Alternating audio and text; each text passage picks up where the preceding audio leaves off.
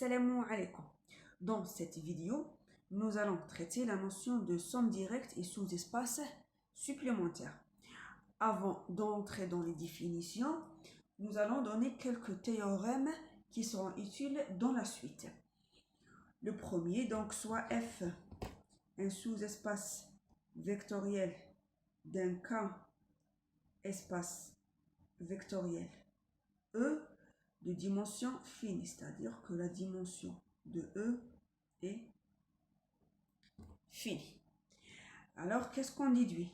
La dimension de F est aussi finie. Et la dimension de F, elle est toujours inférieure ou égale à la dimension de E.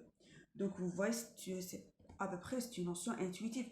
Puisque F, c'est un sous-ensemble de E, donc le nombre des éléments de F est inférieur ou égal au nombre des éléments de E. Donc là, on peut dire que, donc là, vous pouvez voir que la dimension de F, elle est inférieure ou égale à la dimension de E. Voilà. Un deuxième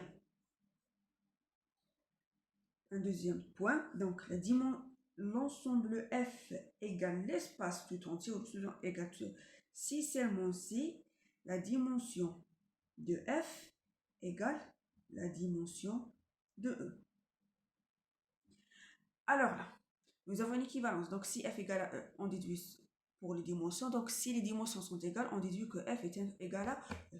Alors, pour démontrer l'égalité, donc il suffit de montrer double inclusion. F est inclus dans E et E est inclus dans F. Or, on a la première inclusion toujours satisfaite. Pourquoi? Parce que F est un sous-espace vectoriel de E. Donc, pour démontrer l'égalité, il suffit de montrer que E est inclus aussi dans F. Donc, au lieu de démontrer cette deuxième inclusion, on va travailler avec les dimensions. Voilà. Et donc, dans la suite, vous allez voir que le travail avec les dimensions est plus pratique que le travail avec des inclusions. Et lançons maintenant le théorème de soit F1 et F2, deux sous-espaces vectoriels d'un K espace vectoriel E. Alors, on déduit que l'intersection de ces deux espaces vectoriels et leur somme est aussi un sous-espace vectoriel de E. Rappelons l'intersection. Donc, l'intersection du sous-espace vectoriel, c'est la même définition que l'intersection du sous-ensemble quelconque. Donc, c'est quoi? C'est l'ensemble des éléments X appartenant au espace E, tel que X appartient à F1 et X appartient à F2. Voilà. Pour la somme, c'est quoi? C'est l'ensemble des éléments X dans E qui s'écrivent sous la forme de X1 plus X2, où X1 appartient au premier sous-espace F1 et X2 appartient au deuxième sous-espace F2. Donc X, on peut le décomposer en deux parties, une partie dans F1 et une autre partie dans F2. Donc ces deux sous-espaces sont des sous-espaces de E. Voilà. Il ne faut pas confondre la somme avec l'inclusion. Donc F1 union F2, c'est quoi? C'est l'ensemble des éléments X dans E, tel que X appartient à F1 ou X appartient à F2.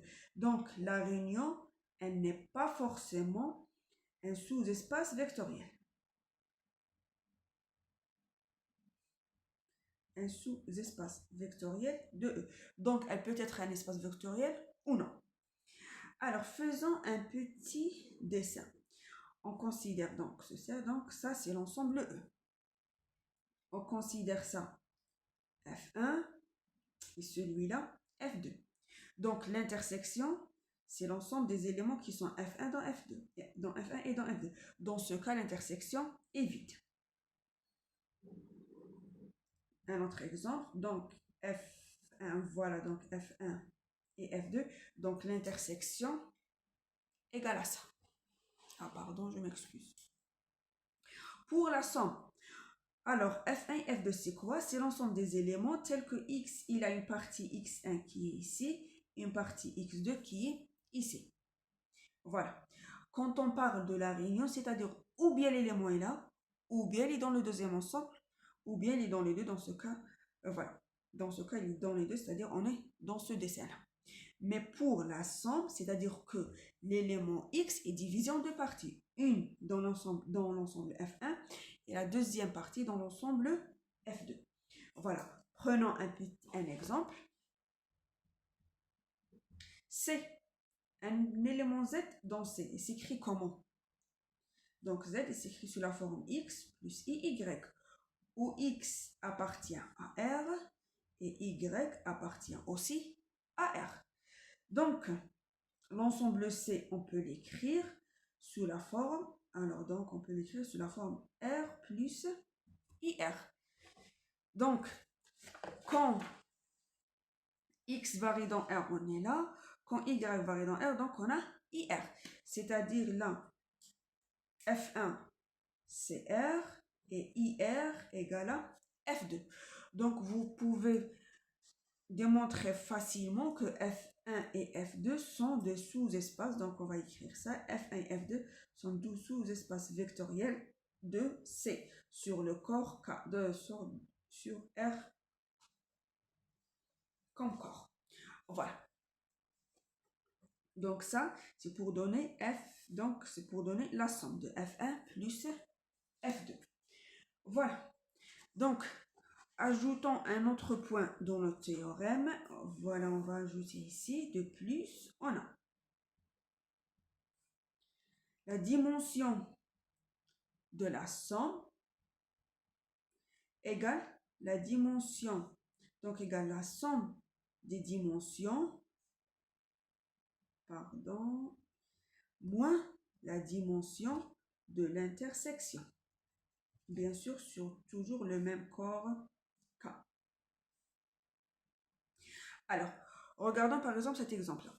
Donc, pour calculer la dimension, si l'intersection n'est pas vide, donc il y a des éléments qui sont dans les mêmes, dans F1 et F2. Donc, on a éliminé cette dimension une deuxième fois parce qu'on a considéré donc les éléments dans F1, c'est-à-dire pour ne pas refaire le calcul. C'est pour ça donc qu'on a le moins. Si les espaces, donc les sous-ensembles sont disjoints, donc l'intersection égale à 0, donc c'est directement la dimension de F1 plus la dimension de F2. Alors vous trouvez la dimension, les preuves de ce théorème dans le cours de l'université. Donc vous trouvez le lien au-dessous de la vidéo. Voilà. Maintenant, passons à la définition de somme directe et sous-espace supplémentaire. Alors, on considère F1 et F2 deux sous-espaces vectoriels d'un K-espace vectoriel E. Donc, la somme F1 plus F2 est dite directe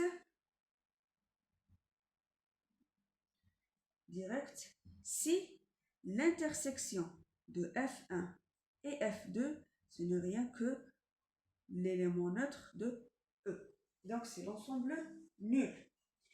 Et dans ce cas, on écrit F1, on utilise cette notation.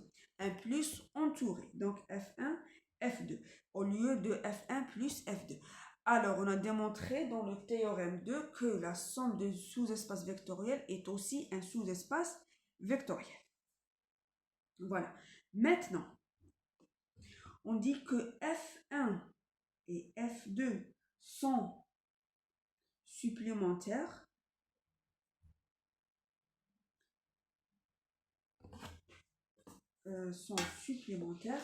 si leur réunion, si leur somme est directe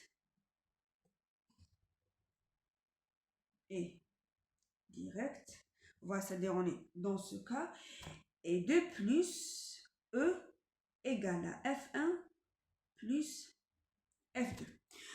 Alors, on a dit que, alors je cherche le stylo noir, je sais pas où je l'ai mis.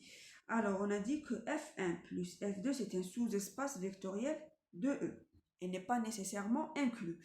Mais les deux sous-espaces sont dits supplémentaires si F1 égale à F2. Donc, la somme égale l'espace tout entier. Voilà. Reprenons l'exemple de C. Voilà, il est là. Est-ce que vous voyez? Très bien. Donc, on vérifie si cette somme est directe ou non. On a F1 égale à R et F2 égale à IR. On sait bien que l'intersection de R plus et IR égale 0. Donc là, c'est 0 de C. Voilà. Donc, partie imaginaire et partie, donc un ensemble, un élément qui est réel et imaginaire à la fois, c'est bien le 0. Donc, on écrit donc R et on somme direct avec IR. Voilà, on utilise cette notation. Et voilà. Et puisque C s'écrit sous la forme R plus IR, donc les deux sous-espaces R et IR sont supplémentaires dans C. Voilà le premier exemple standard que vous connaissez. On passe maintenant au deuxième exemple. Alors, on travaille maintenant E, on prend E égale à R3. Alors, on considère F1, c'est quoi? C'est l'ensemble des triplés X, Y, Z et sont dans R3, tel que X plus Y plus Z égale à 0. On a démontré dans le cours des sous-espaces vectoriels que F1 est bien un sous-espace vectoriel de R3. Très bien. Et nous considérons F2, c'est quoi? L'ensemble des triplés X, Y, Z, l'ensemble des éléments de R3. Qu'est-ce qu'il vérifie? X et Y sont nuls. Donc, vous vérifiez sans aucun problème que F1 et F2 sont deux sous-espaces vectoriels. D'ailleurs, vous voyez que le 0 appartient, donc 0, 0. 0 appartient à F1 et F2. Ensuite, vous prenez deux éléments quelconques de F1. Vous démontrez que leur combinaison linéaire reste toujours dans F1 et vous faites la même chose dans F2. Très bien. Donc, nous avons F1 et F2 sont deux sous-espaces vectoriels de R3. Qu'est-ce qu'on va faire? On va démontrer que F1 et F2 sont supplémentaires. Voilà, donc qu'est-ce qu'il faut faire? Donc, il faut vérifier que leur somme est directe, c'est-à-dire que l'intersection de F1 et F2 égale à l'ensemble 0, nul. Alors, par définition, F1 intersection F2, c'est quoi? C'est l'ensemble des triplés X, Y, Z. Qu'est-ce qu'il vérifie? Donc, ils sont dans F1, c'est-à-dire qu'ils vérifient l'équation X plus Y plus Z égale à 0. Et puisque ce triplet appartient aussi à F2, c'est-à-dire qu'il vérifie l'équation de F2. C'est-à-dire que X égale à Y égale à 0. Donc, nous avons là un et, remarquez bien. On a X et Y égale à 0. C'est-à-dire, donc là, on a 0, 0. On remplace dans la première équation, qu'est-ce qu'on aura? Z égale à 0. Donc, F1 égale à F2. Donc, ce n'est rien que le triplet nul. Voilà. Donc là, ça implique que X égale Y égale à Z égale à 0. Donc, on a démontré, et ça, donc on écrit, c'est le 0 de R3. C'est l'ensemble. Donc, l'intersection de deux ensembles, bien sûr, est un ensemble. Très bien. Donc, les sous-ensembles, sous-espaces plutôt, F1 et F2 sont ensemble directs. Alors, on écrit F1 plus F2. Voilà, pour dire qu'ils sont ensemble directs. Maintenant, qu'est-ce qu'on fait? Il suffit de montrer, donc pour démontrer qu'ils sont supplémentaires, donc il suffit de montrer que R3 égale la somme de F1 plus F2. Pour ce faire, alors on sait que F1 plus F2 est un sous-ensemble de E. Voilà, revenons au théorème 2. La somme du sous-ensemble est toujours un sous-ensemble de l'espace tout entier. Voilà. Donc, pour démontrer maintenant que E égale à ça, donc au lieu de démontrer que E est inclus dans F1, F2, donc on va utiliser le premier, voilà, donc on va utiliser le théorème, voilà, concernant les dimensions. Voilà. Pour ce faire, il faut calculer la dimension de F1 et la dimension de F2. Pour calculer la dimension du sous-espace vectoriel, donc il faut chercher une base. Alors là, je vous donne un petit théorème qui dit tout espace vectoriel E de dimension finie admet une base. Voilà. Donc, F1 et F2 admettent nécessairement des bases. Maintenant, donc on cherche les bases de F1 et F2 pour chercher leur dimension. Alors, commençons par F1. Soit un élément X, Y, Z dans F1, c'est un triplet. Qu'est-ce qu'il vérifie? Donc, il vérifie cette équation. X plus Y plus Z égale à 0. Alors, qu'est-ce qu'on fait? Donc, on écrit X en fonction de Y, Z ou Y en fonction de Y, comme vous voulez. Ça implique que X égale moins Y moins Z. Vous faites comme vous voulez. Alors, cet élément X, Y, Z, il s'écrit comment? Donc, c'est moins Y moins Z. On a écrit X en fonction de Y, Z. Ensuite, Y, Z. En fait, qu'est-ce que nous allons faire? On va chercher une partie génératrice de F1. Donc là, vous voyez, F1 est déterminé par cette équation.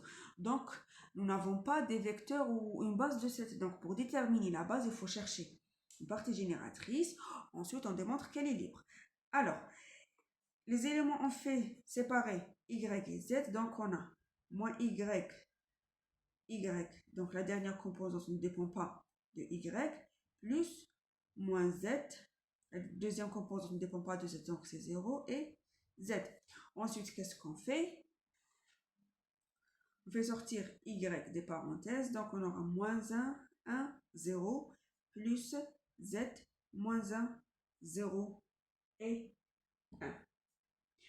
Alors, donc, la partie moins 1, 1, 0 et moins 1, 0, 1 est bien une partie génératrice de F1. Ensuite, il est facile de montrer que c'est une partie libre, c'est-à-dire une famille libre. Donc, vous prenez lambda 1, lambda 2, donc la combinaison égale à 0, vous déduisez que lambda 1, lambda 2 égale à 0. Donc, on déduit que ça est une base de F1. Voilà. Cette base elle contient combien de vecteurs? Donc, nous avons le premier, c'est moins 1, 1, 0. Deuxième, ça implique que la dimension de F1 égale quoi? 2. Très bien, sur R. Voilà.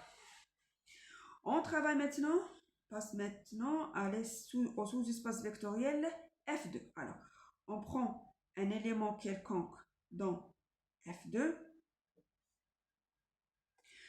Voilà, donc c'était qu'est-ce qu'il vérifie? Remarquez là, X2, donc on a X.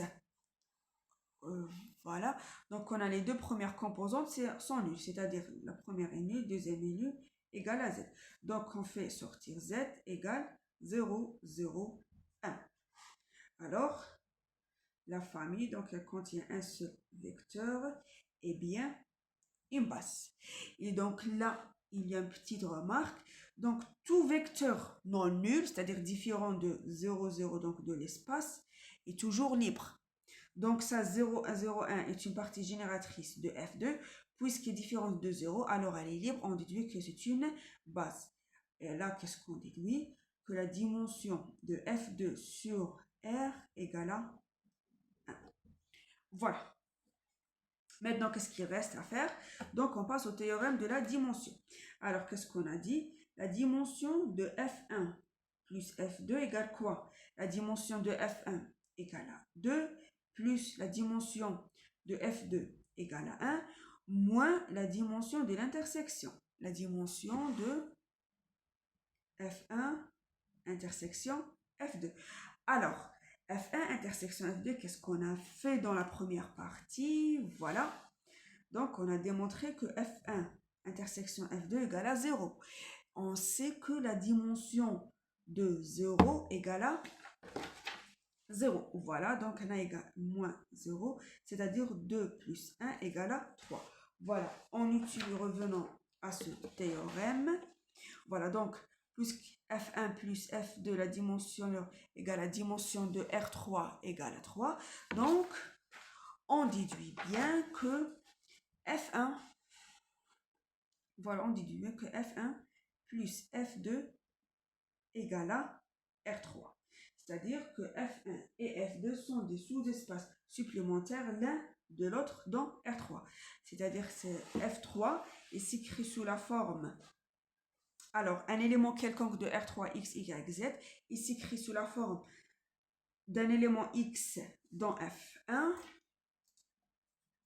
Alors, j'écris là. Non, je vais écrire en rouge. Donc, un élément quelconque X dans R3. Il s'écrit de manière unique un élément X1 plus X2 dans F1 plus un élément de F2. Et donc, d'une manière unique, j'insiste. Alors, cette propriété est satisfaite pour n'importe quel sous-espace. C'est-à-dire, sous-espace, donc deux sous-espaces sont supplémentaires si un élément X s'écrit d'une façon unique X1 plus X2. Donc, X1 appartient à F1 et X2 appartient à F2. Donc là, nous avons une équivalence entre ces deux définitions. Voilà pour aujourd'hui sur la notion des sous-espaces supplémentaires et somme directe.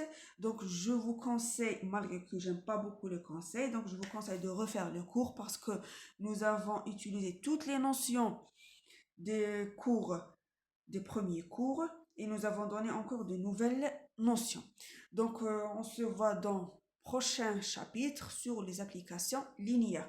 Comme toujours, si vous avez des remarques, des questions, n'hésitez pas à écrire dans la rubrique commentaires. Au revoir, à la prochaine, Inch'Allah.